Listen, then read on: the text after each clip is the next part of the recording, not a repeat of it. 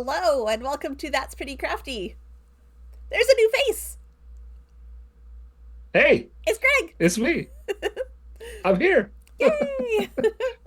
I love how it says DB. No, no, no, no, Nope, Greg. Greg. I love it. It's great. Yeah, So how you doing, Danny? I'm good, I think. Yeah. Still recovering from being sick, but that seems to be a constant state of life these days. How about you?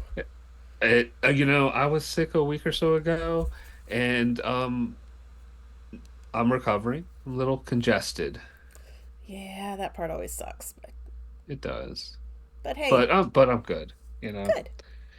I go to work. They pay me every couple of weeks, so we keep that going on. That's a good thing. I The Braves made it into the playoffs Oh, just barely, but yeah. excellent, And excellent. and it's kind of funny because like you pinged me earlier today to see if I was available to do That's Pretty Crafty, and I was like, that's excited. I've never been asked to be on That's Pretty Crafty. It's like a dream come true. Yes, I could Aw. do it. And I was, oh no, the first game of the playoffs is tonight. So Well, the it's good news okay. is this is not generally a long stream. Not a long We stream. we bullshit for a while, and then we say, Yeah. it's good enough. It's all good. It's They're fine. playing in California, so it doesn't start till later. Oh, And yeah, that'll be fine then. But this is not a baseball stream. It It's is a not. crafty It's a stream. making shit stream, Yeah, she says, swearing to make up for the fact that DB's not here. that's right. Normally that's my part, but I'm not sure when my family's coming home, Oh, so okay, okay. Well, we'll behave then, or you can unless they behave. can't hear you, so There we go. I could be the bad influence this time. absolutely. Well, what have you been crafting lately, Greg?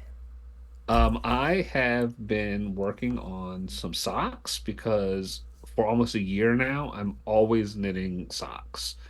Used to I like would occasionally knit socks. Now Now it's just a for thing. in the past 10 months I've made 8 pair of socks, I think. I Nice. was since December I was a pair a month until July. So That's impressive. anyway, yeah, I didn't try to do that until it was like March, and I realized, oh my gosh, I'm on a monthly sock kick. Okay, I'm going to keep it up. And then in Then life. July, yeah, Yeah, life be life. And life do be lifing. so yeah, so I've got those. Those are in the other room, and they're my typical just whatever. It'd be perfect for like streaming when I don't have to look at my actual knitting Yeah. and can be engaging with you and with our audience. But instead, I brought color work to Yeah. work on while we're streaming, You which I know, do kind of have to look at a bit more that's than okay. yeah. I mean, So I'm working so on a you get to cross see my stitch hat today, instead. so There you go. it's Yeah. we do this sometimes. We choose crafts that are maybe not the most visually entertaining for the viewing audience, but they like us anyway. Right. Yeah. I think. There you go. Yeah. Well, I specifically wanted to work on my snowshoe cowl um, because of the theme of tonight's episode. Ah, yes, because we are talking about cryptids. In case you didn't read any of the stuff that we have displayed, but cryptids, and Yeah. Because we're both cryptid experts. yes, yes, such experts. Look, Such I have a experts. favorite, so at least there's that. That counts. I have a favorite too. But I have been working on. I finished my third version of the Forest Hill shawl. I love that shawl. I am so happy with this design. It's so swoopy. It I love the is. It's swoopiness a of it. very swoopy one, and it's a slightly loose gauge, which makes it very nice and drapey. So it's Hmm. one that is very good to wear as like a front pointed wraparound thing. I really enjoy it. I wore it all day Saturday when I went to my local yarn shop because this design was um, for the local yarn shop's fifth anniversary. And so we sold kits all day. Yeah. And the yarn is from Fantasy Fiber Arts. That is Miranda, who is a friend of the podcast of Hmm. Crits and Knits. And so we did kits with all different variations of her yarn. It takes 2 mini skeins and 1 full skein, and it's available now on Ravelry. Just look for Forest Hill Shawl. Actually, Okay. just Forest Hill is the name of it. Right. There's no shawl in the name. And yeah, so I'm very excited. It is now released, so I can share it everywhere. And Uh-huh. there are 2 more copies of this on display at the local yarn store, and the owner of the store has done another one. So there are a whole bunch of them out there. And yeah, I'm really excited about it. We sold 5 kits, I believe, on Saturday, Oh, which is not bad exciting. for a shop that's only open a half day. Right? Yeah. Did and I'm also I'm sure also exciting for the customers who had a meet the designer opportunity. Yes, yes. They advertised the Meet the Designer.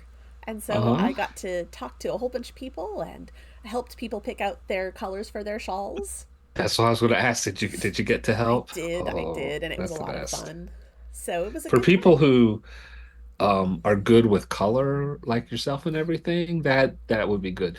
It would be a total fail for someone to come meet the designer and it's me and they're like pick out colors. I'm like there Sure. I know like 7 colors total.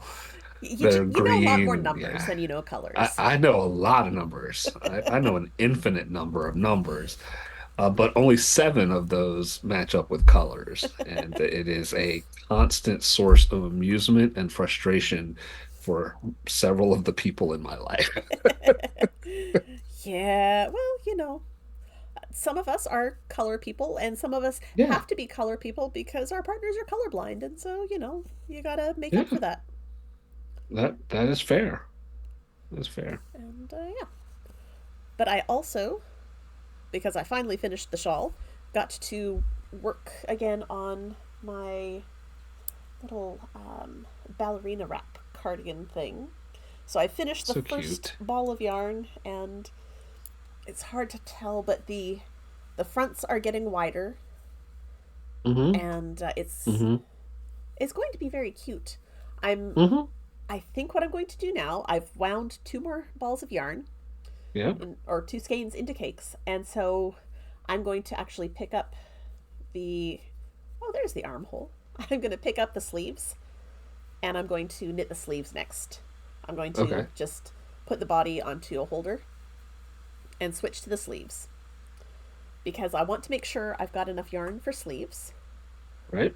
and like good long sleeves because I like my sleeves long. I'll probably put some thumb holes in, even though the pattern doesn't have thumb holes. I'll put them in because You're the boss. You can do it. exactly, it's my knitting. I can do what I want, and I like Absolutely. thumb holes in my sweaters.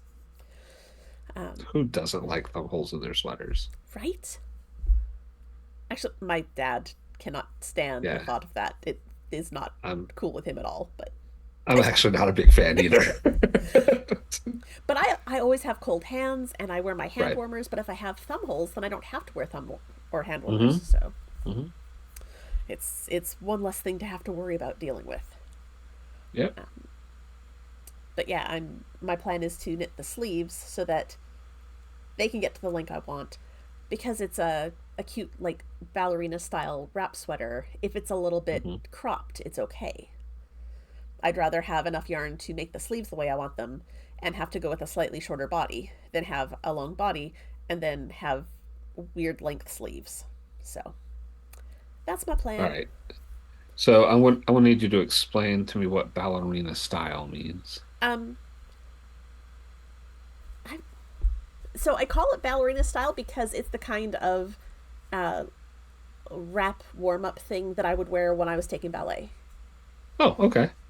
So it's the sort of sweater that just in my head ballerinas wear because that's what we all wore. Okay. All right. Um, Gotcha. so it's a light sweater. This one is a fingering weight, Yeah.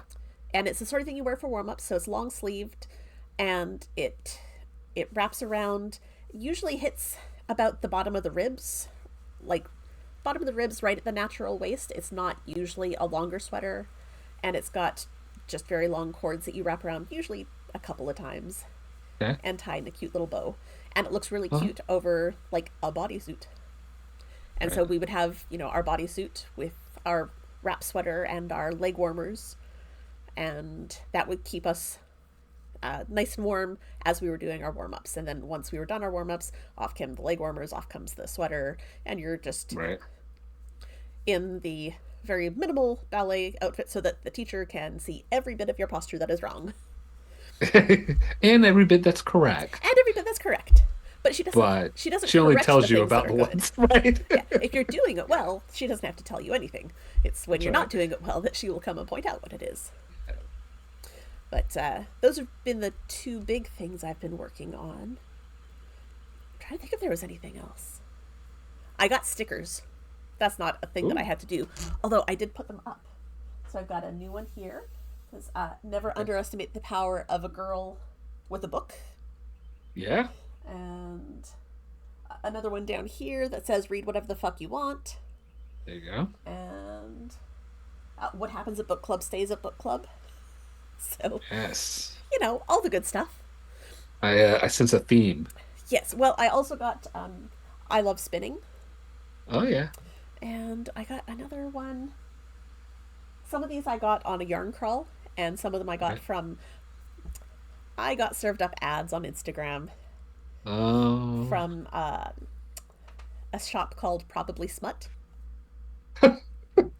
okay. and I can't imagine how the algorithm figured I out have no that would idea. be something to put in front of you. But Instagram kept serving me up this ad where they were giving away a sticker pack. I'm like, I Uh-huh. like stickers and I like books, and Yeah. I'm going to go get a free one.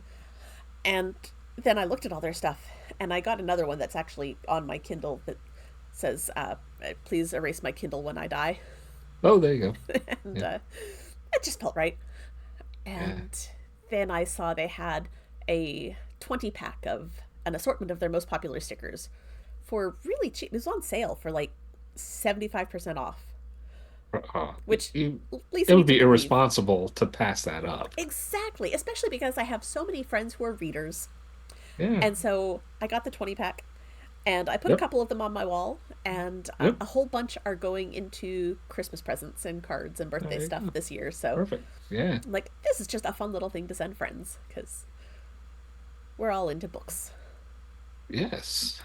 Yes. So, and I've got friends with enough variety in their reading that everyone can get one of these.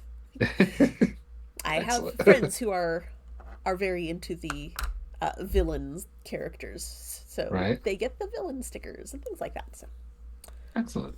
yeah. I love it. But speaking of books and reading, that's the next part. What have you been reading lately? Anything fun? Yes. Yay! So, I'm going to tell you a little about it. Um, we'll put my knitting down to tell Ooh, you. story time. That's I like that's it. yeah. We'll see how it goes. Uh, so I don't know.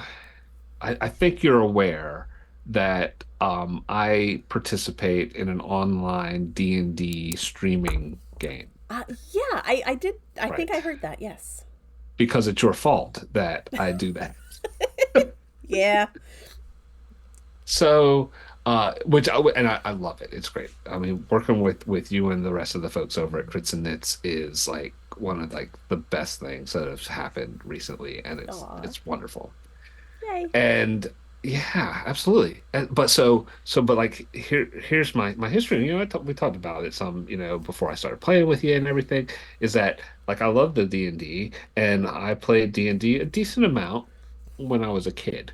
When I was like 12, middle school and the like. Yeah, when TSR was the publisher Oh. of the books, Okay. when it was Advanced Dungeons and Dragons. And then like I kind of like drifted away a little in high school, and then when I went to college, I just never found anybody to play. So I hadn't been playing, Right. and so when you asked, to be part of that, I was like, absolutely, I'm down for that, Yeah. and it's been a lot of fun. But I've been playing a lot of catch up, like over the past, like I don't know how long I've been working with you guys now, over a year, year It's and a been a half, two while. year, I Yeah. don't know. It's been a minute. Um, but like I know so little of Dungeons and Dragons lore, and any of the stuff that a lot of folks just typically know from being in other campaigns with Right. folks and things like that. Because I tell you, back in the 1980s, um, there was not much in the way of lore. Yeah. It was Okay. yeah, you got the player's manual and the dungeon master guide and the monster manual. I think there were still three books back then, but like all three of them were as thick as the current monster manual, sort of Right. thing. It's Yeah. like so anyway, so you making up the stuff and everything. Well, so I was like, well, let me like learn some more lore about some of this stuff. And so I was talking with some of my other friends who are also into D&D and everything. And one of my friends recommended books by, let me make sure I get the author correct, R.A. Salvatore, Ah, yes. um, who wrote like the Legend of Drizzt Drist. stuff. Yeah. Yes, too many consonants in There are a that lot of word. consonants in that guy's name. Yes. And so I don't remember when I started, but a while ago, I started reading the Legend of Drizzt series. And I'm in the fourth book in the series now. So it's the Crystal Shard. So I read Homeland, Exile, and Sojourn, and I'm reading the Crystal Shard right now, which apparently I'm on the Wikipedia page now. Apparently, this is the whole series has been broken up into several trilogies. So I Okay. read the Dark Elf trilogy, and now I'm in the Icewind Dale trilogy. Okay. So in the first three books, I kind of learned a lot about how the Underdark works, Okay. um, and the big Dark Elf series, a city that begins with an M, and Yeah. I don't know, and then Loth, the Spider Queen Ah, yes. lady, whatever. So I learned a lot about that. That was pretty cool. And so now I'm learning about Icewind Dale.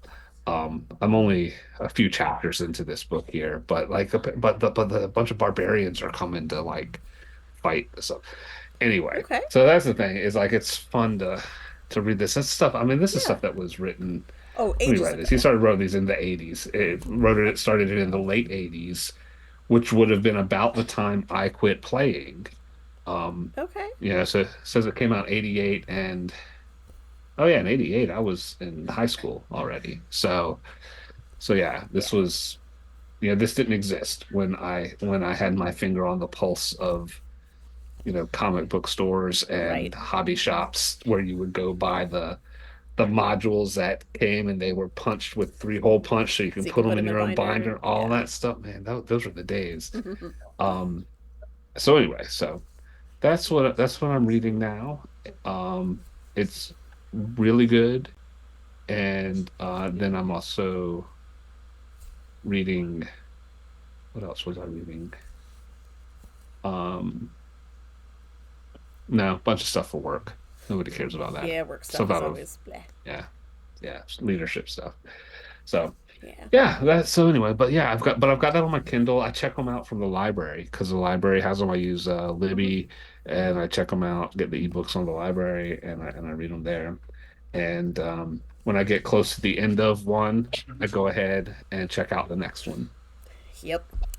And Cause then and then I put my Kindle in airplane mode so that it's not able to return it at the due date. yep. And then when I'm ready, because I don't read as fast as as like the due date, Right. window is. And so then when I'm done, I pull it out of airplane mode and it returns it. And although like in their system, it returns it on time, so I'm not holding it up from somebody else who wants to Right. get it, but it does take it off of my device Yeah. like it's supposed to. Yeah. That's Well, it. cool. How about yourself, Smut? Some, Stop. yes. As I grab my book here, I just finished book number 98 of the year. Nice. I'm reading a lot, but that's okay. Yeah, But that's some of it good. has not been good. Oh, well, Um, so I read for book club at work, um, mhm. Mexican Gothic by Silvia Moreno Garcia. Okay. And honestly, it's one of the ones I've enjoyed most of the ones that have been for the workbook club. Hmm. Um, The girl who put it together is not a reader, and she started the book club because she wanted to do more reading.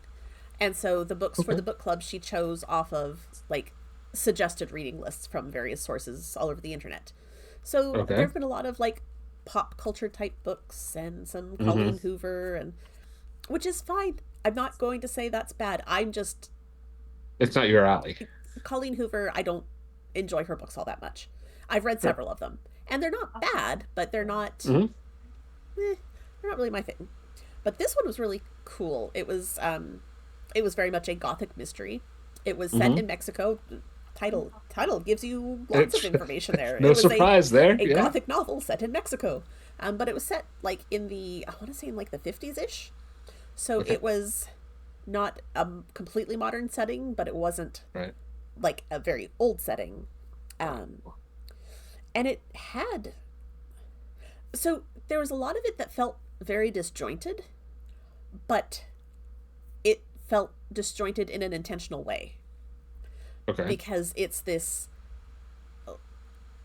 gothic mystery where it's there are ghosts and spirits and evil entities and dreams that are maybe real and maybe spirits speaking to you. So like it was a whole thing.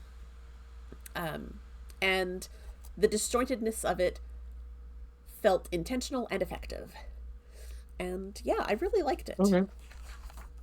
And I then yeah, I like disjointed storytelling when it's done well. yeah, it really made you feel like you were sharing with the this feels kind of crazy feel that the Right. character had.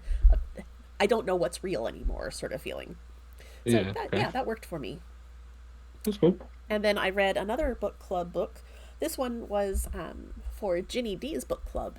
Are you familiar with Ginny D? I am not. She is a creator. Um, she got really popular for some of her cosplay of Jester from the Okay. second campaign of Critical Role. Okay. But she does a whole bunch of stuff. She does a lot of D&D based stuff now, and she does a lot of original characters and does a lot of cosplay of them. It's very cool. But I am a patron of hers, and Hmm. in her as part of the Patreon, you get to be in the Patreon Discord, and Hmm. in that they have started a book club this year, and Cool. so they're really good about choosing a lot of minority authors Hmm. and like just unusual choices relative to popular book media, but they're Okay. good. And so the last one I read from there was called A Tempest of Tea by Hafsa Faisal. And it turns out that I don't like heists. Oh. Okay. I don't mind like watching a heist movie, I love a good heist movie. but reading a heist book doesn't do it for me I can see that. because I really liked the first third of the book, and then Right. the next part was all the heist, and I'm like, this isn't doing it for me. And it Hmm. wasn't that the writing changed and was terrible. It wasn't that the characters made weird turns and weren't relatable anymore. It was just apparently I'm not a heist person. And then I Okay. was very unhappy with the ending. And then I Oh. found out that there's a sequel. So I'm like, okay, I think the ending was unsatisfying because you're supposed to read the sequel. Right. But I don't want to be forced to read a sequel. Mm. I want to read a book and say, "Oh, I love this so much, I want more," and then read a sequel. I Right. don't I don't like it when I have to get another It's book to like finish the story. punishment. Yes. Yeah. If you couldn't finish the book in one book, then you shouldn't have made it one book. Right. Or you should have made it really clear that was part 1 of the whatever series or Right. duology or I don't know. That one made me kind of sad. And then I read a terrible one that I'm not going to say the name of Not going because to even dignify. I will just say that it was one that I participated in the Stuff Your Kindle Day, in that I stuffed my Kindle with a bunch of free books. Sure. And I knew going into it that it was a crapshoot because Yeah. some of them are free for a reason. Yep. And I'm going to say it's unfortunate, perhaps, that self published authors are getting so good at doing covers that you can't tell from the cover anymore whether something is self published Hmm. or traditionally published. And this was, it looked like it was probably a self published one because there were all sorts of grammatical errors and syntax errors and just Mm. like that. Stuff that That's would not the get right. caught right away. Yeah. This book needed an editor. And if it had an editor, then it needed a better editor. Yeah. So it was one that got 2 stars, and I was kind of disappointed about that. But that's okay. Not everything can be a So, winner. uh, that's right. And at least you didn't lose money on it, but Yeah, you lost time. I did. And So let me. Go yeah, ahead. I'm not good at not finishing books. That was what my question was going to be. Is if something is if you can tell something is going to be unsatisfying, can you just walk away from it? Not usually. I Yeah. walked away Me from either. one this year so far because it was one that I checked out through the library. Hmm. And I started reading it, and it didn't catch me, so I put it down. A couple days later I went back and tried again, still wasn't getting into it. And then the library said your time's up and took it back. Hmm. And I said, Yeah. okay. And I did not put it And on the list to renew. So I'm okay with that. yep. And then I went back and I read some reviews about it later, Right. and apparently it just got worse. I'm Oh, like, okay, well, I guess I'm glad that I stopped. so do you do you often read reviews about books? Okay, and my Not follow-up was going to be, if you do, you read them before or after if I do, I usually read them after. to help Oh, hi, Mom. justify? Oh, look, it's yeah. It's Daddy's Hi, mom. Daddy's mom. I'll leave at the camera instead of at the screen where I see your name. Hi, how's it going? But See, yeah, it even underneath my name, it crossed out DB. yep. No DB. So yeah, I if I do read reviews, I tend to read them after I've read the book, Yeah. just to see did I Did you miss miss something? something? Yeah. Because And it's I possible. bet usually you find out, nope, the entire world agrees with me that this was not a good thing. I often share opinions with a lot of other readers. Yeah. Yes, I mean not always. There are some that people absolutely adore, and I'm like, why? But okay, you Yeah. guys do you. That's why we have so many different books out there, because everyone We has do. different tastes. So Yep, that's fair. yep.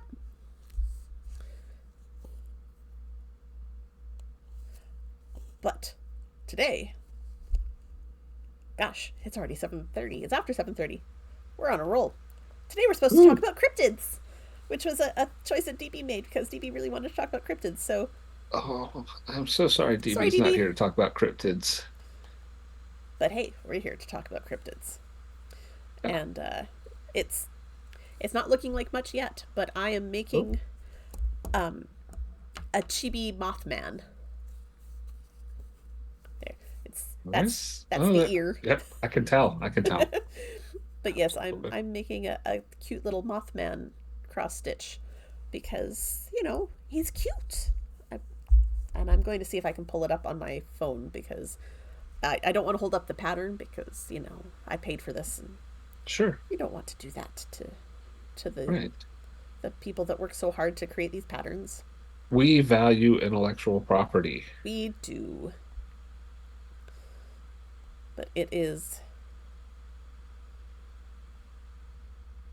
Part of the reason we value it is because we're both creators and know we how it are. works. Oh, yeah, look at that.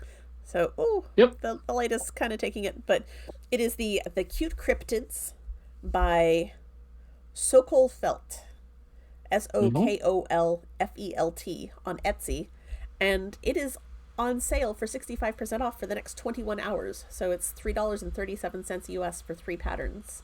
of cute little cryptids. And so it's the Mothman, a Jackalope, and a Wendigo. Hmm. And so, yeah, I got a trio of cute little cryptids. But I liked the little blue Mothman so much. He's adorable. Yes. Oh, there's a Well, better one of oh, just the there you Mothman. go. So that's what he's It's going to it's be. cute, Mothman. He's big old eyes. I that you put big eyes on something, it always makes it cute. Absolutely, yes.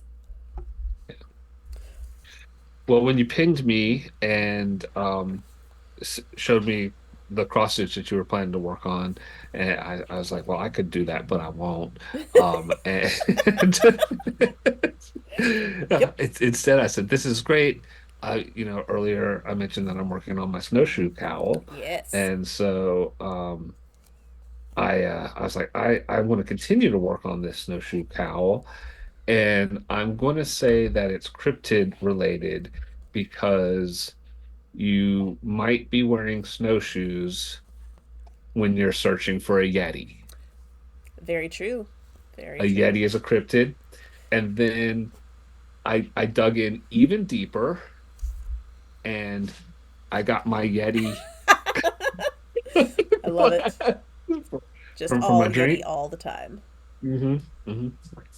And um, so anyway, so I had this, and then I thought that since it's color work, I might end up with my head down all the time, and you won't be able to hear as well. And he wants to look at my hat instead of my face because I mean, beautiful. mm-hmm, And mm-hmm. um, uh, so then I thought, well, if I needed to put my color work down, um, I could do something else that's scripted. And so I printed out some coloring pages and Ooh, got some coloring pencils and some coloring pages to do, and I already colored one of them. ooh. Um, yeah, it's the Yeti, and he's white, so he just came off the printer already colored. There you go. Um, I found this at a website called thecolor.com. They had uh, a bunch of things, not just cryptids that you can do. And then I also printed out a chupacabra, Ooh. which I like. Chupacabra is probably my favorite cryptid. Um, and so Okay. I printed that out. So I think I could do that.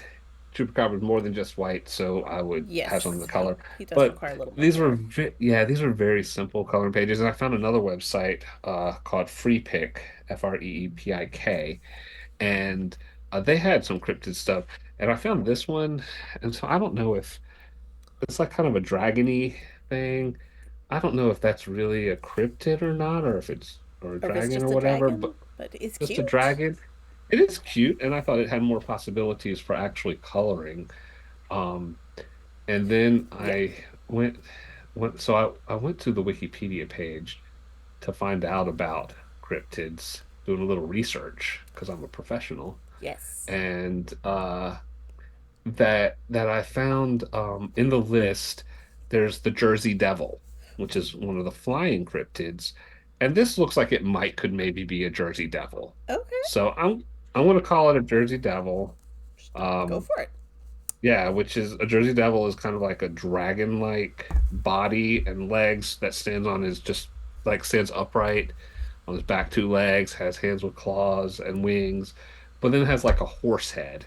This isn't really a horse head, but Well, I mean, whatever. maybe it's a horse head as drawn by a maybe not great artist, Maybe, or or someone maybe with it's a like a really South. creative view of what a horse looks like.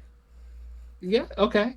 Or maybe it's a South Jersey Devil because like South Jersey is different than the rest of Jersey. I don't There know. you go. Maybe it's a Jersey Shore Devil. Uh, so, Oh, that's so why there's all the sparkles and glitter. Okay. there you go. There you go. So if I decide at some point I might decide to quit knitting and start coloring, and if so, I'll be pulling up my Jersey Shore Devil for I that. like Jersey Shore Devil. Oh gosh, I love it. I love it. I'm going to write a stat block for the Jersey Shore Devil. Yes, Um, please.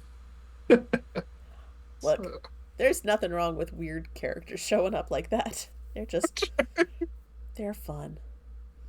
that's right.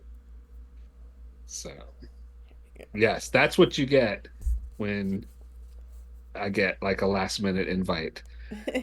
You get like extra crazy Greg I like it. showing up. Yeah. I like it. Oh, I messed up my color work. Aw, boo. It's okay. I can think. I should probably put my glasses on. Yeah, I'm thinking the same. I'm having a hard time finding the spot for my needle. There we go. My glasses are all the way over there, and both of my hands are full with yarn. Ugh, it's such a pain. Oh, I really should get them on though. So then, my question is, what is your favorite cryptid? Is it the Jersey Devil? Is it I'm, the Yeti? Or yeah, do you have a different one? yeah, yeah. So I'm gonna go with I want to put this down. Is what I'm gonna do. I'm gonna go with with the chupacabra. Chupacabra. Okay. The chupacabra, because I really didn't know about the Jersey Devil until today. Um, but the chupacabra, I distinctly remember from when I was a kid. Um, there was a uh, X-Files episode that centered around the chupacabra, and I said, "Oh, yes, this is." It was a great. It was an enjoyable episode. It was one of the more campy ones, if I remember it correctly. Okay. And yeah, so we've got the chupacabra, and I'm using the Wikipedia page to help refresh my memory because I do not know the cryptid lore like um There's a uh lot of cryptid lore, and if you're not yes, a yes, cryptozoologist, exactly. I am not. Yeah, I just got a text from my wife who told me that there was a great X-Files episode in the first season about the Jersey Devil. So, and ooh, I think I might remember that now. You know what? I think I might be watching. Oh, no, I'm going to be watching Braves baseball later tonight. Otherwise, I might be watching X-Files to go see some of these cryptid episodes again. yeah. But yeah, so the chupacabra, he's a goat sucker, which is like what literally what his name means, and he's like sucks the blood of the goats and kills all the Okay. goats. Um, That's a little creepy, so but you know. yeah, yeah, he likes to attack and drink the blood of livestock, including goats. Hmm. Really kind of for part of the Americas, like out of Puerto Rico, and southwestern United States. Um, but the creature has been reported as far north as Maine, Oh, which is like almost even to Canada, yeah. That's and it's Canada adjacent. that's quite a range. It is, and as far south as Chile. So all up and down both of the Americas, both North and South America. Well, Um, cool. yeah, apparently some sightings in Russia and the Philippines as well, but those are only anecdotal. Those aren't confirmed, Right. like the Right. ones in Maine and the southeastern United States and Right. things Yes. like that. Yes. Yeah, yeah, those are just anecdotal. Anyway, apparently, the chupacabra revealed himself in the mid '70s, uh, via a series of livestock killings in Puerto Rico. Okay. That's So I like him. Cute little guy, kind of lizard-like, but can stand up on his back feet. He's got horns up and down his back and big old eyes like an extraterrestrial. okay. It's He sounds a let me bring little it back up again. See, adorable. look, it's like a cute little cryptid. Yeah. He's like, yeah, it's about the size of a dog, I think, maybe. Okay. Anyway, Okay. so Chupacabra, El Chupacabra, I think my favorite.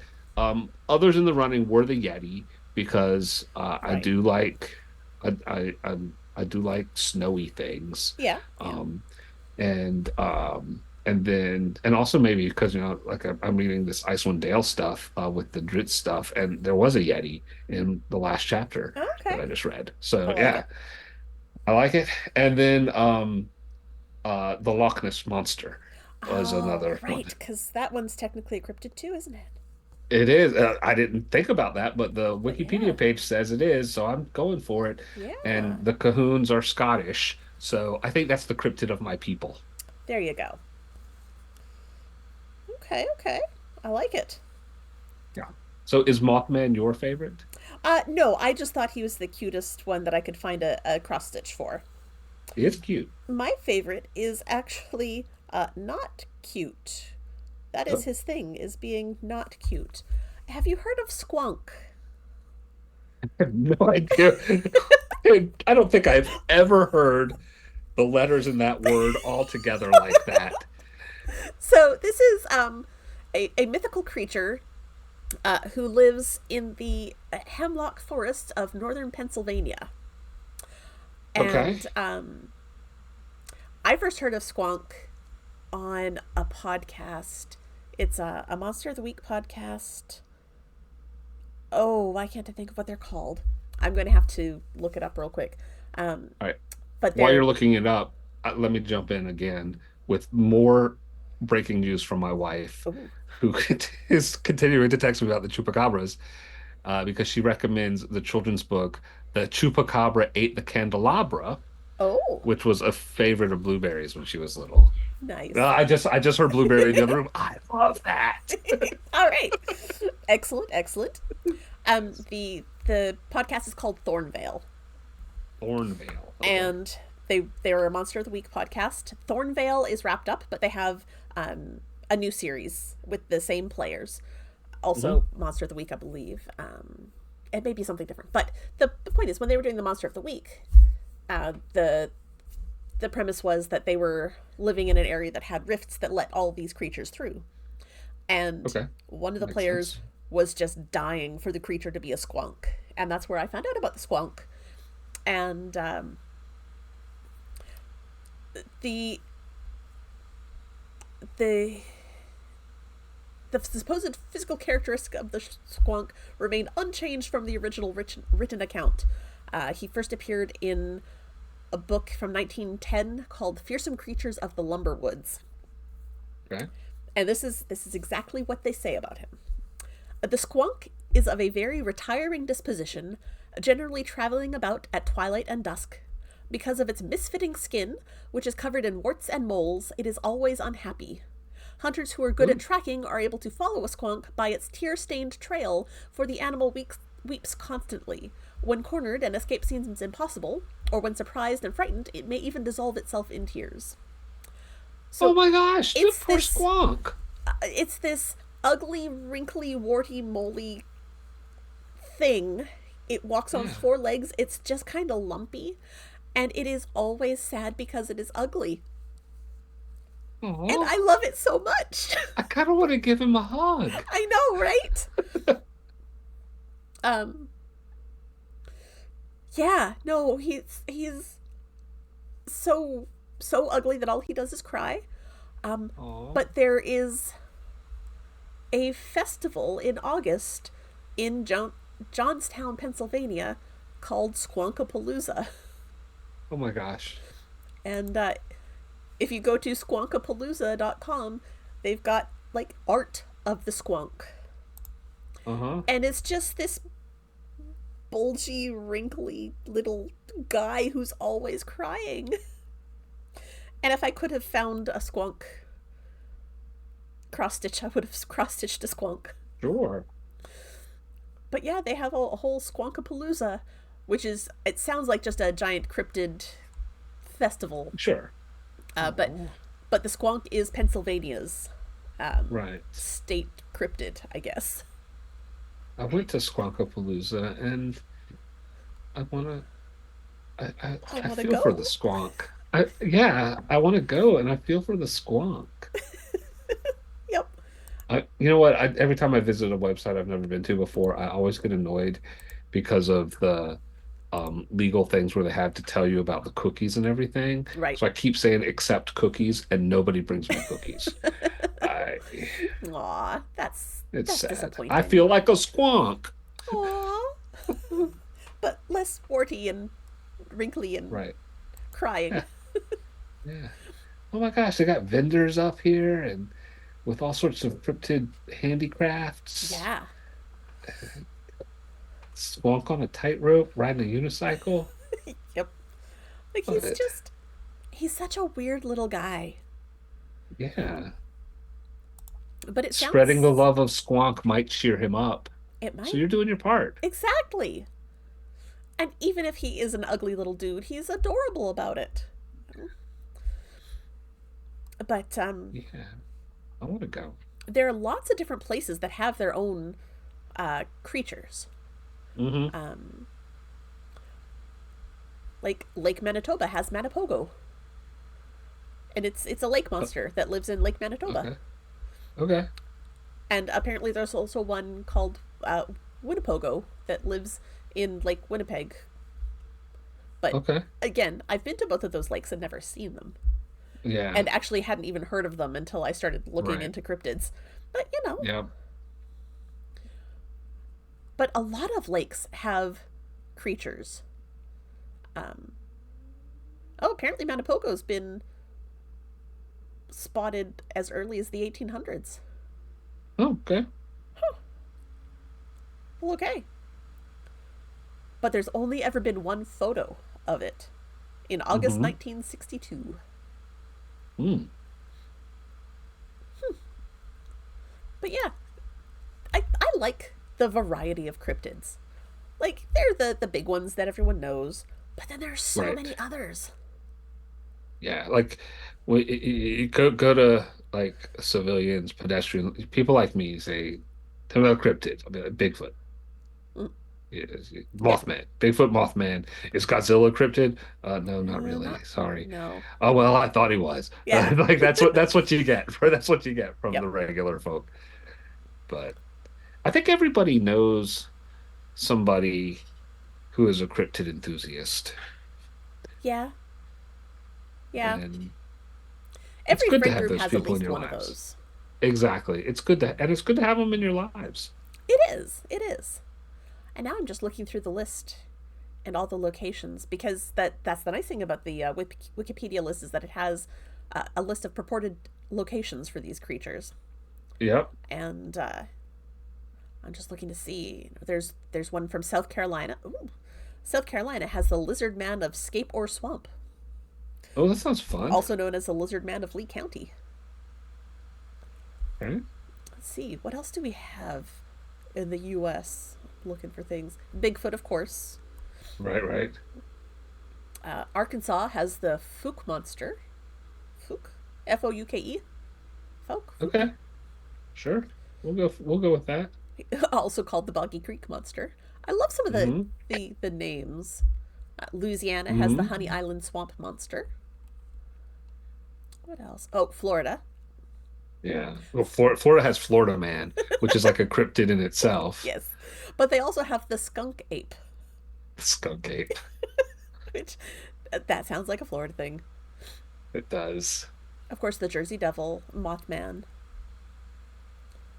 Okay, so I'm looking through the list here. The terrestrial cryptids includes the eastern cougar in the eastern United States. Is that just a cougar? It's a cougar. The picture of it. It's the only one that has a photograph, not a drawing. What? What? Now I'm Although, looking at it. okay, I went to the Wikipedia page and it is presumed extinct in Oh, 2018. So maybe if you find a eastern cougar now, that's when they find them. I'm stretching. yeah. That's an odd choice to call it a cryptid. Yeah, It's an actual thing that existed and may be extinct or may still exist. right, It doesn't right. it doesn't have any fancy names or nicknames. No, I, eastern cougar. oh, and there's a hippo from Madagascar. That That also sounds it cheap. That it sounds like it's cheating. just sounds like a hippo. And again, they are now believed to be extinct. But there's nothing. I'm just scanning the Wikipedia article, and there's nothing particularly unusual about it in terms of hippopotami. Like, it looks like it was just a hippopotamus. Huh. They're smaller than Ah, the current ones that we're familiar with. okay. So I got Oh, but off the there are Wikipedia tales about page. him. Oh, okay. Hmm. Well, I got off the Wikipedia page and I did a Google search for North Carolina cryptids. See Ooh. if see if what we have here. And so I got a site at Hub Pages. I've never heard of this, but they have a list of 10 cryptids still living in North Carolina. Ooh. So we've got a top 10 list. Yes, please. There's the Cape Fear River mermaids. So Cape Fear, the North Carolina River. I did not realize we had river mermaids in there. Okay. We have the moon-eyed people. Don't know what that is. Hmm. Um, oh, let's see. Now this looks like it's probably from maybe in Western North Carolina. This is coming out of the Cherokee um, lore. Okay. They're unable to see during the day because of their large round eyes. So they live in underground cave systems with little to no sunlight. Oh, And unlike most North Carolina cryptids, the Moon-Eyed people were known to interact with humans on several occasions. really? So, yeah, yeah. Okay. Um, then we have the Beast in Bladenboro, who is one of the most vicious cryptids North Carolina has ever seen. He was responsible for a string of animal deaths in the 50s. So that's rough. Okay. Then we also have the Wampus Cat, also known as the Cherokee Death Cat. Well, the Wampus Uh, cat just sounds kind of fun. it does. And then we have Boo Jum, uh, who looks like a big guy, but he's actually more creature than man. He's a weird creature known to live in the mountains of North Carolina. A humanoid-like beast covered in dirty gray hair. Okay.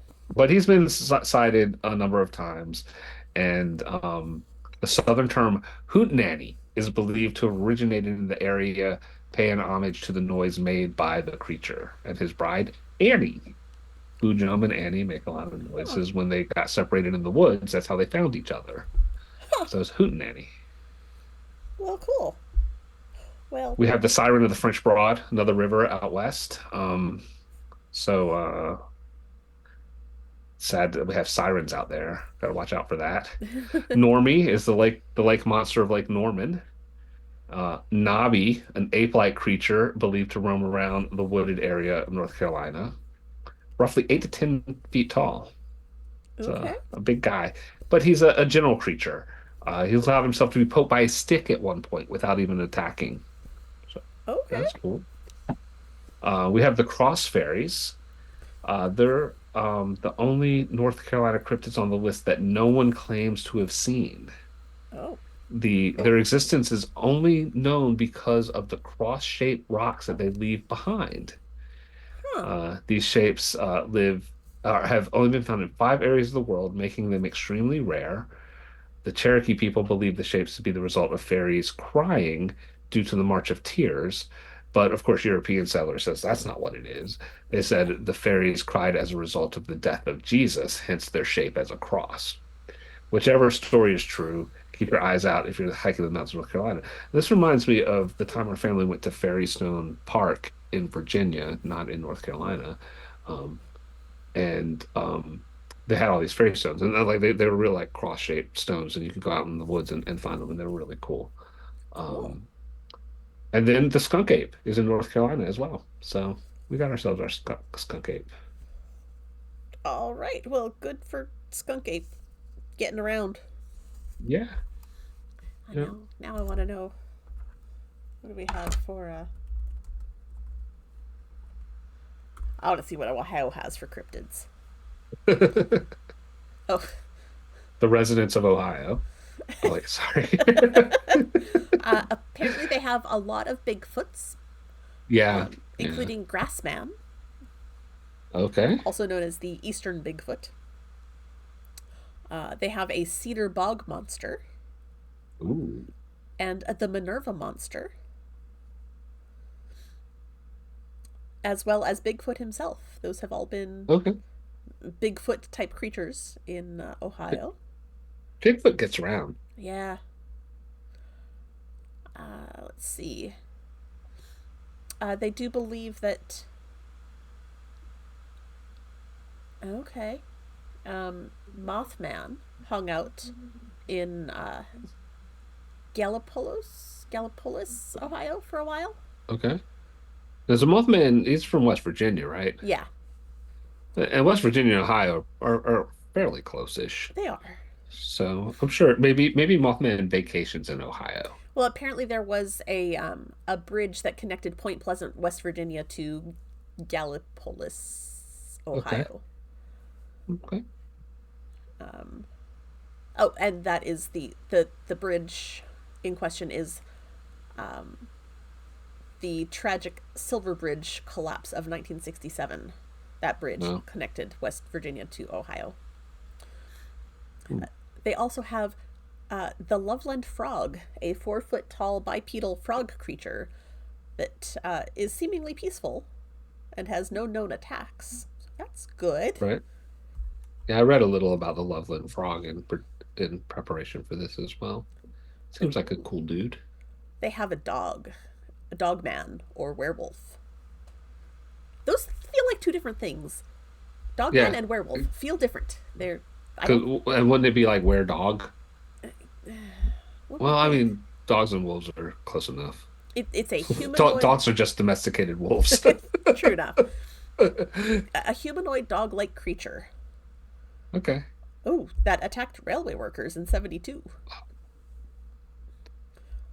Okay. You don't mess with the railway workers. There's also creatures called melon heads. Sounds like an insult from the 70s. Yep. Ah, you melon heads. Get off my lawn, you melon heads. Wasn't there a band whose followers are melon heads? Oh, then maybe. Anyway, uh, no, they're just humanoid creatures with enormous heads. Okay. Oh, okay. It's told they escaped or were brought from a mad scientist or doctor's lair or cabin. Okay. That sounds like that's made up. I Yeah. only want to talk about cryptids that are real. Oh, but apparently there's a movie called The Legend of the Melonheads that is based on stories and sightings from Okay. All 2010. right. Well, if they've got a documentary, I'm down for that. Okay. Oh, your mom has some interesting breaking news about melon heads. Rough Riders fans. You know what? I'm gonna start calling my dad a melonhead, and he's not gonna like it. There's a I little rivalry in our family. Uh, Dad is a Saskatchewan Rough Riders fan, and um, Mom is a Winnipeg Blue Bombers fan, okay. and there's intense football rivalry between those two teams. Good. Good. I want to be on record as saying I fully support your plan to call your dad a melon head as much as possible. Oh man. Yeah. Your, your mom does not seem as enthusiastic about it as I do. Oh, that's fine. I'll just get her to have the camera on when I do it, and it'll be fine. Okay, yes. You can make Oh, yourself a viral video. yes. Just see how red his face will get. Oh, goodness. Of course, they do have lots of lake monsters because every lake has monsters. Yeah, that just seems cheap though. Yeah. Oh, there is a Sasquatch like creature that used to live under the Riverside Cemetery before its home was disrupted due to construction. And it is named Orange Eyes because it has huge glowing orange eyes. Okay. I I have questions here. A Sasquatch-like creature Hmm. with orange eyes because it has huge orange glowing eyes. I could get behind this. Right. Where did you say that orange eyes used to live? Under the Riverside Cemetery. Okay, how? I don't know. That's an excellent I, question. is there a cave system I under don't. the Riverside Cemetery? I would Because if hope there is, not. horrible place to put a cemetery. Yes, exactly. Maybe that's why there was construction on the cemetery to Maybe so. relocate it so people wouldn't fall into the caves. You know, they were probably trying to relocate the cave. Uh, Probably. so Ooh. okay, I that one just sounds fake. I mean, if you're gonna make up cryptids, at least come up with a convincing story. Oh, well, there are those who believe that Orange Eyes is not a Sasquatch at all, but an Okay, extraterrestrial, because okay, there were UFO sightings outside of Mansfield, which I guess is where the Riverside Cemetery was. all right. Okay, Okay. I'm getting behind this. I think not just extraterrestrial, but perhaps extra dimensional, which would allow it to live under a In what appears to be cemetery. under a cemetery, but it's not really under the cemetery Ex because it's in a right, different dimension. That makes more exactly. sense. Yes, yes. I love that that's what That makes sense. Oh, fantastic. extra dimensional cryptids can reside under cemeteries where there's a cave. Yeah, I will, yeah, we'll accept that. All right, I'm gonna write a campaign setting for that too. Oh, gosh. And then they have they call it the Peninsula Python, but Hey now, it this is a sounds, family show. but it sounds like it was just a giant snake that was loose. Oh, okay. Yeah, I'm looking at the story and it just sounds like it was a big snake Well, okay. Well, and maybe an exaggerated stories of his size. not uncommon. Let's see, does Georgia have any cryptids? Probably. Top 10 cryptids lying low in Georgia. What you got? The Georgia Raptor, which, Okay. Georgia has a lot of rappers, but I did not know. I like Ludacris is out of Georgia, so huh. So, it first appeared on a road in 2008, described as being 5 feet tall with the appearance of a velociraptor from the Jurassic Park movies. okay. And so, yeah, they think that there's a dinosaur hanging out in Georgia. Okay. Go for it. There's a, Oh, I'm going to butcher this name, the Altamahaha water monster, oh, again with which water is a monsters. serpent like cryptid that lives in the coastal marches. Yeah. Okay. Your mom is enjoying the educational aspect that we're bringing to this episode. Excellent, excellent. We're happy to teach you new things. That's pretty crafty and educational. There we go. The more you know. Do, do, do, do. We can tell we grew up in the same generation. Oh gosh. The Thunderbird, of course. Yeah, yeah. It's going. Oh, I like that one. there's, So, oh, I'm gonna interrupt you yeah. because that reminds me of several years ago. I read Neil Gaiman's American Gods, and the Thunderbird was in a chapter on that one, and I enjoyed that. Hmm. And in Maryland, in Southern Maryland, there are several hotels that have Thunderbird motifs all about them and everything like Hmm. that. So when I'm driving up there, I see those, and that it reminds me of that too. I like the Thunderbird. Yeah. There's he's got a lot of cool stuff in his books too. Yeah, He's yeah, got some interesting lore. yeah, yeah. I really enjoyed what he did with that book, bringing a bunch of lore all together at the same, like a bunch of unconnected lore all together at the Yeah. same place and time. So, anyway, Let's well, what see. else you got after the Thunderbird? We got the Okefenokee Swamp Thing. Oh, of course. Oh, I am down for a swamp thing. Yeah. Um, I used to like to read that comic book, Swamp Thing. Let's see. What does it say? Ooh, it goes. It's an old one. Um, Stories from 1829. One story Okay. states that 9 hunters went in search of this monstrous man, but only 5 returned after it attacked them in the night. Yeah, you don't mess with the Okefenokee Swamp Thing. I mean, generally, don't mess with the Okefenokee Swamp, man. Yeah, that's solid advice right there. Stay out of the Okefenokee. That's going to. Yeah. You, there's a good chance you're not going to come back even without the swamp thing, because there are other things in the Right. swamp. Right. It's like a little version of Australia in the Okefenokee Yes, Swamp. yes, Everything in there is designed to kill you. yes, yes. Just stay out. It's fine. Stay out. It'll be cool. Oh, there's also the pig man who lives Oh, in the Okefenokee Swamp.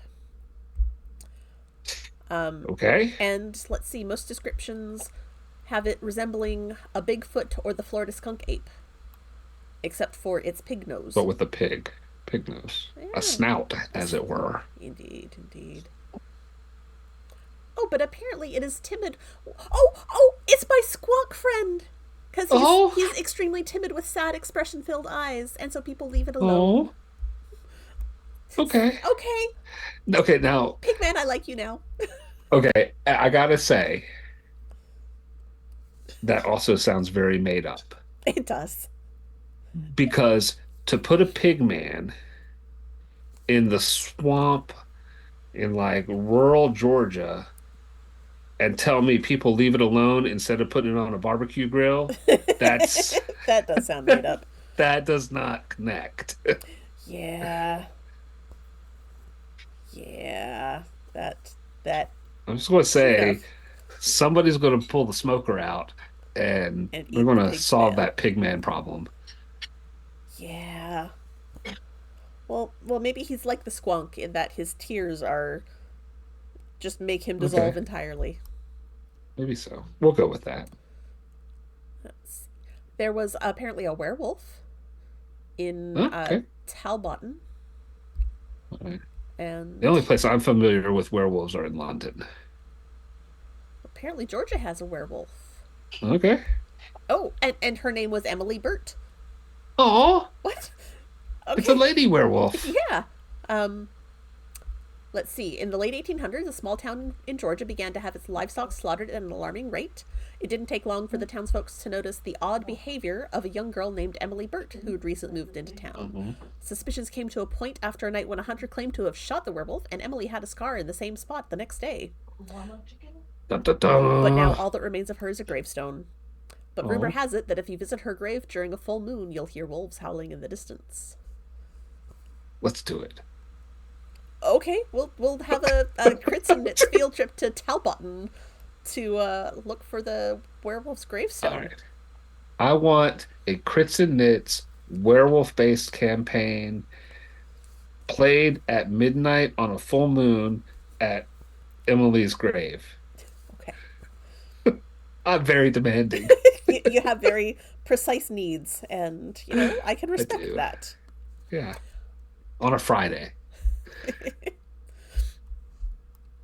Oh, so I can get oh, off of work. we have a cryptid that was proven to exist after it was killed in 2005. Oh yeah? Yeah, and I don't know that it was a cryptid so much as just a really big Just pig. unusual. His name was Okay. See, Hogzilla. I told you. I told you. Them Georgians trying to put a pig on a grill. Yep. So Hogzilla was sighted all the way from Georgia, from Texas to Georgia, um, and it was killed in 2005. You know what? I think I remember Hogzilla. And there's a picture of it on the back of this Yeah. guy's truck. It takes up the entire truck bed, and then Yeah. some. Yeah. And it was confirmed to be over 9 feet long and weigh nearly 900 pounds. And it was a hybrid of a wild hog and a domestic farm pig. Mm-hmm. Hmm. What did they do with it? It doesn't say. I'm gonna have Yeah. to do another search on Hogzilla. Let's see. He was. Oh, we even have the name of the man who killed him, Chris Griffin, Okay. Yeah. on June 17th, 2004. Oh, and this article says it was 12 feet long and weighed over 1,000 Oh. pounds. Ooh. Okay, there you go. Definitely a cryptid because we have disputed claims of size and weight. So, yeah, I'm with you. Oh, but it was exhumed in 2000. It must have just been buried then, not eaten, Okay. because it was exhumed in 2005, and scientists confirmed that Hogzilla weighed 800 pounds, and was between 6.9 feet and 8.6 feet long. So not quite 12 Okay. feet. Whatever. I mean, you lose a little when you've been in the ground You some. do, huh? And apparently Georgia also had some giants in Okay. the Okefenokee Swamp area. Of course. Uh, That's where it all comes out of. and oh, we have fairies. Oh, we've Oh, good. the cross fairies. We've got cross fairies in Georgia too. Okay, good. Yeah. Okay. And Bigfoot, of course, showed up in Georgia too. Bigfoot, like, Bigfoot gets around. he does. He's a busy man, busy Yeah. creature. Yeah, he's a lawyer after all. Yes. Sorry, that's lore from Roll for Weird. Filbert's lawyer is Bigfoot. Okay. Um, Here's something I just looked it up and I found it on Reddit again. And um I see it pop up in my social media every now and then about a man in 1948 who wore 30-pound, three-toed lead shoes, and he stomped around a Florida beach during the night. And those footprints led people to believe that there was a 15-foot tall penguin roaming the land. And he kept up the prank for 10 years, visiting other beaches, and didn't reveal the hoax until 40 years later. That man is my cryptid I hero. was gonna say that's fantastic, and I love that. You could do that in the 40s. You couldn't do that today. No, There's too many closed circuit TVs and drones and yeah, all of that stuff that would catch all that stuff. But yeah, when you think about someone from the mid 40s to mid 50s stomping around beaches with huge, like penguin penguin feet, looking feet, and I love and that. then keeping his mouth shut for 40 years. Right? That's the part that I find hard to believe. That's the long con right there. Yeah, I love long cons, and that is it. that is I love it. fantastic. That Yeah. yeah. Wow. I 40 years is a long time to not tell anyone that secret. Yes. Yeah.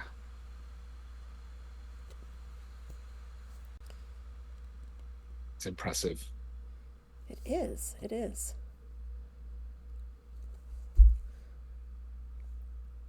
Well, it turns out I'm bad at counting, but that's Oh, okay. I can help. I was like 3 stitches off from the center where I'm Oh. supposed to be. Mhm. I was just about to ask how your stitching was coming. Now, when you do cross stitching like that, do you run some basting threads up there to help kind of make an extra grid? I do um like a center cross Hmm. because that's what my mom taught me to do. So I've got the cross Yeah, in red, look at that. Yep. and apparently I counted wrong from the center because this line is supposed to be centered on this. It's not. It's not. It's Like, not. it's not. It's 2 stitches off. It's yeah. So I'm gonna have to That's figure out how I'm gonna mess with that later. change the pattern. He's just gonna get a wonky ear. It'll be fine. He's a cryptid. It's okay. Yeah, Look, Danny's mom, Danny like learned from you about making a cross, and she still does it. You should I be very do. proud. You're such a good teacher, She and is. you're such a good student. I do my best. School is always a fun thing for me. Yes, But yep, mom taught me to cross stitch and she taught me to crochet. very nice. My mom taught me how to cross stitch also. I I really need to work on finishing cross stitches, but Uh-huh. that's a problem for future me. Yes. Or you know what you need? You need the elusive cryptid finishing fairy to Oh, come yes. I do need a finishing fairy. visit you. I also need the end weaving fairy to come pay me a visit. Because, lordy, lordy. Yeah. Your mom made a great observation about the lack of language in tonight's episode. Well, we were getting excited about cryptids, and cryptids are actually kind of wholesome. That's right. We're going to pretend that it's not because of the no DB. It's all because of the Exactly. cryptids. Yeah. I mean, this is this is a very special episode of That's Pretty Crafty. It's That's Pretty Crafty and educational. Yes. So we class it up a little bit. I mean, you have to when you're teaching people things about cryptids. Exactly. Now, I mean, ironic that you pull me in on the one that you want to class it up a little bit, but hey, But hey, it's this is what apparently you get. working. So, It's it's it's as it's as rare as a cryptid sighting to have me show up and class things up. we So should just call it That's Pretty Classy tonight. that's pretty classy. Yes. But then I would have to take my ball cap off Oh, because my ball cap is not very classy. nah.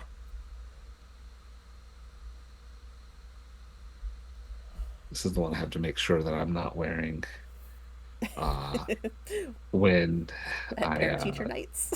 that's right. Yeah, yes, when I take Blu-ray to school. Yeah. Yeah, I could see that being an important thing to pay attention to. Yeah. Yep. I did show up to a work meeting wearing it once, which was a mistake, but not bad. Everyone was like, "Oh yeah, no, that makes sense." Yep, that's you. Yep, because I work from home, and so a lot of things just all on Zoom and or Teams or whatever. Um, and we actually, when they sent everybody home, they were like the corporate put out new rules about appropriate things to wear.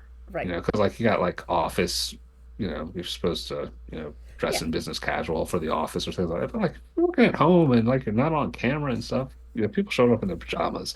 Right. And That's they're like, yeah, absolutely super casual. And they even specifically said ball caps are fine. And I was like, this is great. great because I love to wear ball caps. I never have to mess with And my hair ever again. exactly. And so yeah, so I was like, hey, I got word from I saved that email just in case like there Yep. was like ever, and I was like, they said ball caps are fine. No, they say, like if you're meeting with external clients or Right. things like that, dress for the day Yeah. is what they call the thing, dress for the day. But like just with yourself and with your own teammates and everything, whatever. So I own over 100 ball caps, and I keep about a dozen, 20 or so maybe, near my work computer so that I can shift, Right. and I swap them out every now and then so I can wear different ones. But this is one I keep over there too, and I grab it before we do the Cryptids stream. But one day I grabbed it for a meeting with my team. It was Oops. kind of funny. Yeah, whatever. As long as you didn't get in trouble for it, it's fine. Nope, nope.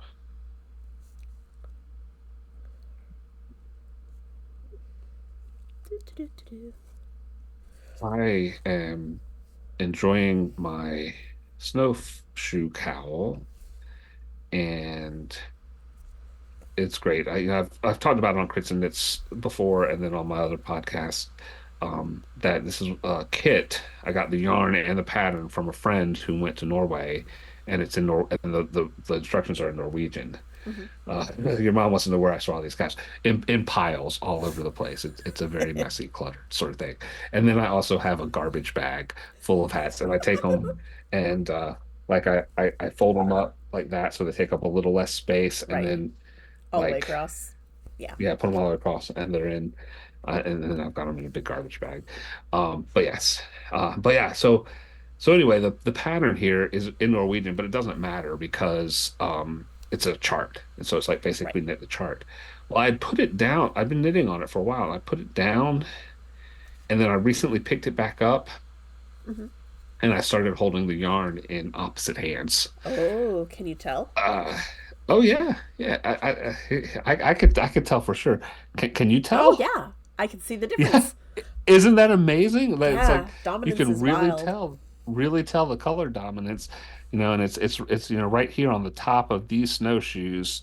Yep. It's That's where it it the switched. blue, yeah, the blue is very mistaken, and I caught it after about 4 rounds, and so I switched back, and so you can see Yeah. like this snowshoe, the blue is more of the prominent color, and the white is the background color, and it's just because everything else I've done with color work, if white was involved, white was always the pop color.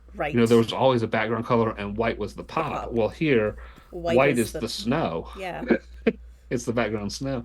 And so I just didn't think about it when I picked it up. But after I had done 2 or 3 rounds, I thought, oh, this is wrong. And I had to think it through about how color dominance works and which hand I need to hold it in Yep. for me and stuff. And usually I write that information in the notes section So that on you my remember. Ravelry project page so I remember. But Yeah. over the past year, I've been extra lazy about writing stuff in Ravelry. Yeah, that And happens. so, yeah, whatever. But anyway, so I wrote on my pattern. It's a printed pattern. So I wrote blue and left, white and right, Yep. and I'll finish it up. But I thought it was about 4 rounds, and I thought, should I go back and fix it? For that It was tipped. few, you might be able to block it in such a That's what I way. thought. Yeah. Also, I don't care. So there, That so is there's that. also going to make the difference. There's that as well. That's like that's a big thing. Um, but I do think that this yarn is going to bloom significantly when I Yeah, block. probably. I mean, it's wool. I think it's just wool, but it's like Norwegian wool. Yeah. Um, and so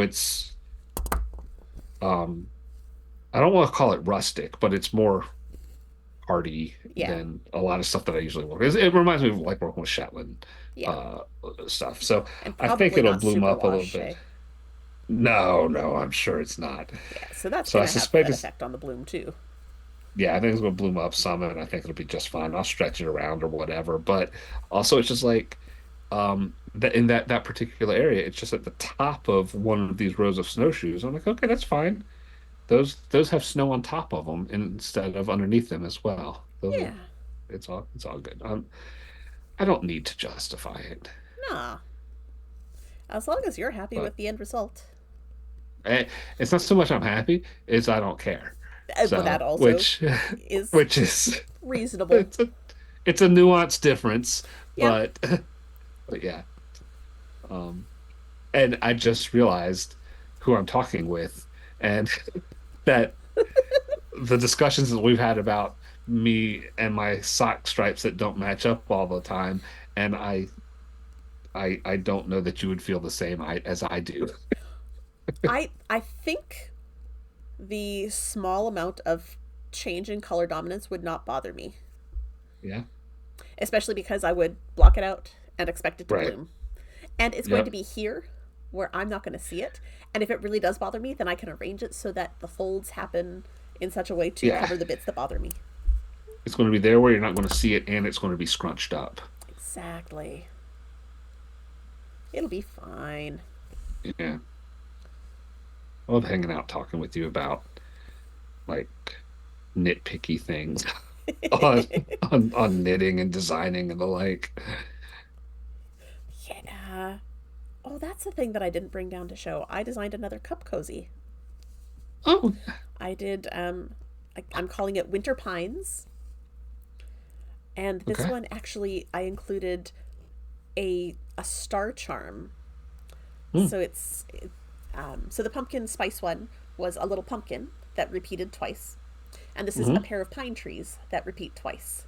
And it's Hmm. done. The original was done in like a sort of sagey green and like a maroon color, but they both were vaguely speckly with browns, very rustic looking Christmassy colors.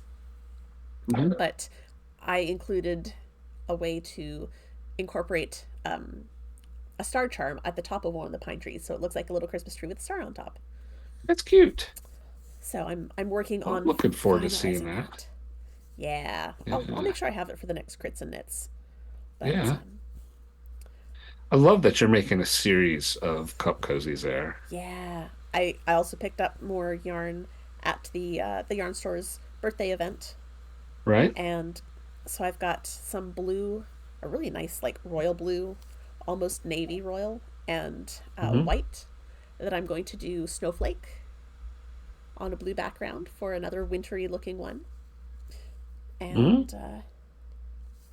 and then some bright red and bright green for another Christmassy style. I might do like a poinsettia. Okay. So yeah, I'm looking at a couple of Christmassy, holiday, wintry themed ones. See, I like um with the cup cozies, I kind of got that bug when we did our D&D Easter thing on Kristen Knits, where I repurposed the dice bag pattern that I did Yep. and put a different color work scheme on it for that. And I was just like, I could just make 100 different, I'll put my air quotes on, different Yep. dice bags. That is the same canvas, dice bag canvas Yep. with different color work on top of it. Yep. And cup cozies are even better for that Oh yeah. because you don't have to do the shaping on the bottom and Exactly. they're not as big around. Yep. And I've So, worked out the adjustment to the pattern that I'm going to put in for if you want to do it double knitting rather than stranded oh color yeah, work, yeah, yeah, okay, because there's already a row built in that is perfect for doubling your number of stitches on the bottom and having them on the top. So yeah. yeah, I'm excited about playing around You with that. you got it. And you might want to do double knitting if you are in a particularly like Yeti area of the climate where it's colder, where the Yep. Yeti live, and you see, I'm bringing it back. You are. You are. I'm a good fill-in, I with love it. segues and stuff. Um, where your coffee or your hot chocolate, maybe you've got your hot chocolate in there, Mm-hmm. Mm-hmm. where as cold as it is, it needs a little bit of extra insulation to retain that in. So that double Exactly. layer that you get with the double knitting Keeps is you even, nice and yeah, cozy. even a little more than like what you get from stranded. Yep. So yeah, Yep. I Or love the options. it just protects your hands from the hot coffee. Well, I mean that too. I know There's that's that. not as entertaining, but Look, let me come up with convoluted explanations. I I'm like bringing it back to the cryptids, man. I'm usually a simplifier, but I want to be a complicator Hey, today. it's working for you. That's right. So, yes, I'm thinking about doing some double knitting again. Ooh. I've played with it some, and as soon as I get a couple of things off the needles, I'm looking at something else, some other things. I've got a couple of double knit things I want to get back to, Mm-hmm. ultimately to become comfortable enough to do the double knit dungeon scarf. Yes, I need to get back to working on that. That's been Yeah, languishing for a little while, but I'll get I've to got my it. yarn for it. I'll do it sometime. Yeah, We'll it's see. gonna be so cool, so cool. But, well, I got the little mothy ear done, Yay! so there's a lot more of him to go. But that's okay. I've Yep, got the pattern. I've got the floss. I got all my bits. So, you got everything you need. and this will just be another one of those that I will keep working on multiple rounds of. That's pretty crafty. Still have my Princess Bride one to work on. It's fine. It's fine. What were you doing for Princess Bride? It's another cross stitch Uh-huh. of the five main characters, and I've got most of Buttercup and about half of Uh-huh. Wesley and part of Inigo. Okay. But yeah, there's all five of them, and then there's some words, and like yeah, no, I'm not. Yeah. We'll get I there. love that. I love that movie. Probably my favorite It's movie. so good. Maybe maybe my favorite book too. Maybe that's why I haven't gotten better. I haven't watched The Princess Bride. I'll put that on tonight. There you go. That's why I'm still sick. That is the medicine you need. It is. It is. Yeah. When I was a kid and I saw the movie, I loved it so much. And then I read the book and I loved it so much.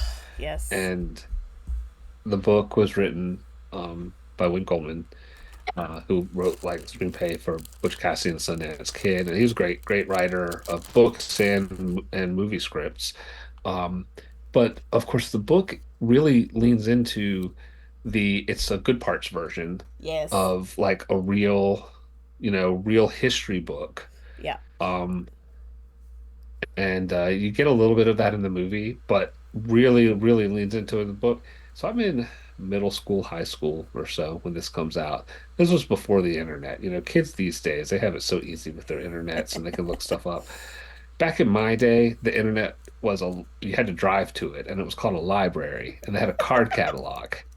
Yep. I went to at least a half a dozen libraries over 2 counties Wow. looking for the real book that That it was that based Goldman's on. version was adapted from, which, of Still course, exist. unlike Cryptids, was entirely fictional. Yep. And but and the librarians were trying to help me because they weren't familiar with, and it was like, Yep. and it was I was convinced that it actually Had to existed, exist. and I wanted to read it, and I was ready to put in the work and the time to read through a dry, boring book to To like get to. extra details, like the Yeah. director's cut or whatever. Exactly. You wanted Anyway, all of it. I did. I did. Yeah. No, I absolutely So, understand that. It I was older when I read it. I think uh-huh. I didn't know that the book existed until Right. it was probably I was in university because I had signed up for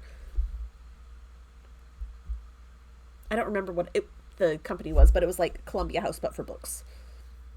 Okay. So Right. I kept like getting all these. It was all sci-fi and fantasy books, Yeah. and that 12 was books for $1. yeah, Just buy 5 more at regular price in the next 3 years. yep.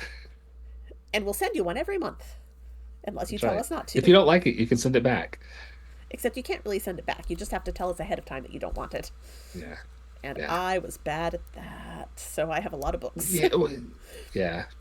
That's I fine. have a lot of cassettes and a lot of CDs for the same reason. Yep. Yeah. Yeah. Columbia House, man. But yeah, that's where I got the Princess Bride book. That was Oh, that's cool. my first exposure to it because I saw it. I'm like, oh, I loved that movie. Yeah. And I've read so like we're not talking about cryptids anymore, except there's the rodents of unusual size. I think Yes. that's a cryptid. Yeah, Oh yes. The Rouse is a RUSs. cryptid. Yes. Yeah.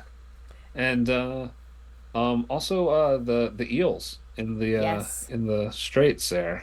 The eels did not eat her. They did not eat her. I know I probably looked concerned, so you needed to let me I know, and did. I I did. You appreciate looked a little that. worried. A little worried. So yes. I was about to say something.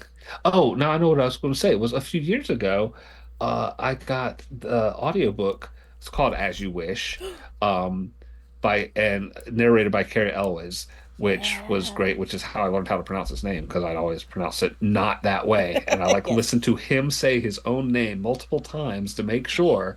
But Yes. anyway, and it is such a good book. It's like a lot of like behind the scenes of the making of the movie Aw. and how like stories because William Goldman was on set Oh, and he was so protective of it because it was his baby. right. Um, the book was just it was made up, started as a bedtime story for his kid and all sorts of stuff. And like when like a story was like on the first day of filming was in the fire swamp when they had like the fires coming up and everything. Hmm. And Robin Wright, her dress catches on fire and everything Right. and whatnot. And when that happens, they had to like get Goldman off of set because he kept being like, "Oh no, you lit her on fire!" And it's like, of course, it's like they're Well, picking that up, yes. and it's like, so we're making, how movies are made, Bill. You can't say that. You can't. We have microphones. Um, but it's so full of good stuff, and everyone in the cast is all like we know that no matter what other kind of acting we do through our career, we're just going to be known as Oh, such and such a 100%. character from Yep. that. And we love it. You know, we love talking to fans and everything like that. Anyway, Yeah. I've heard lots of people talk about how so many movies are getting rebooted, and yeah. what about The Princess Bride as a reboot? And my favorite option is with Fred Savage as the grandfather Yes. and telling the story, and it can be completely different Yeah. because it's not how he's picturing it as his grandpa's telling him the Right. story. It's how this child is picturing it as their grandpa tells them the story. And I for one would accept that as a remake of The Princess Bride. I would not accept any other remake of The Princess Bride, but that one I would. Yeah. And I could go for that. Because then it's not a Um, remake, it's just the next generation. right. It's passing the story down. They did there was in like 2020, maybe 21, there was a failed streaming video service. I forget what it was called, but the idea was they were creating content that was designed to be vertical because Yes. people watch it on their phone Yeah. or whatever, and so you could sign up for it. And like the and I signed up for it for the free trial because they were remaking The Princess Bride Oh. with a bunch of actors doing scenes, and it was, I mean, it wasn't the full length, and it was like every I week a new remember episode came out. hearing And so it about was like, that. yeah, so like you had like four or five people playing the Dread Pirate Roberts and Wesley throughout the thing. You know, Jack Black was there at one point, and there's like all like I think Pedro Pascal was there, and so you had different people playing it, and then at the very end, okay, spoiler for everybody here, but it's years later, and this is a This is a spoilerful spoiler zone. zone. Yes, we I are a remember this spoiler is a zone. spoilerful zone. Yes. So at the very end of it, when they're done reading, you know, when Peter Falk is done reading the book to Fred Savage, the Fred Savage character was played by Rob Reiner, you know, who directed The Right. Princess Bride, and the Peter Falk character was played by his father, Carl Reiner, Aw. who is like, you know, a comic genius, Yeah. you know, back from the vaudeville days Right. and everything, whatever. And it was so sweet for Carl to come in and and you could just see the love in Rob's eyes as he's under the covers, like telling a Aw. story. And they filmed that like weeks before Carl passed away. So it Aw. was like the last thing he did, and it was so sweet. I cried. Yeah. Oh, I for cried. sure. Aw. Yeah. I want to go see that again. And then like the whole thing, because they sliced it up, it's like only like 20 minutes long or something Oh, like that nice. if you watch Okay. it front to back. So It must it's be not on like watching a YouTube full somewhere, movie. I'm sure. I'm sure it is. Oh, sweet. Oh. I feel like that's a Oh, good note to end on. So, as you wish. as you wish. Thanks for joining me today, Greg. This is great. This was so much fun. Thanks for asking me. And we And learned stuff. that's pretty educational. That's pretty educational. Well, we will be back with theoretically, well, not even. I was going to say our regular pairing, but no. Next time we're back is going to be in 2 weeks, and we've got another special guest in 2 weeks, Danny's mom, and we're going to be talking about the movie Hocus Pocus, the Oh, original, not the second one. okay. Although we'll I probably haven't mention the seen second one. I haven't seen any of them. Maybe I should watch You Hocus Pocus. I should. It's should. got Bette Midler and Kathy I love Bette Dejeuner Midler. Yeah, and yeah. Sarah Jessica Parker, Hmm. and Hmm. then a bunch of kids. Yeah, right. And Sure. I want to say the little girl who plays Danny. I can't remember her name, but she grew up to continue acting. Right. But I don't think the other two kids did, the teenagers. But it's a So fun one. So. so with Danny's mom Mhm. coming in, I'm guessing this is going to be like two episodes in a row where the language is like kept at PG-13. Probably, yeah, All right. yeah. Next episode would be a fine one for Blueberry to watch. Absolutely. Or maybe I'll just hang out in the chat and Yeah. give you all the language there. There we So, go. That'll do. That'll fix it. But Oh, yeah, you well, should this has watch been Hocus tons of Pocus. fun. Yeah, I will try to watch Hocus Pocus because I do try to tune into That's Pretty Crafty. A lot of the times I Yeah, love watching you and DB talk, and we have fun. So. yeah, And we had fun thanks for tonight. having So me. thank you Yeah, for thanks for agreeing to having me. come. All right. Well, until next time, keep on crafting. Bye. Keep on crafting.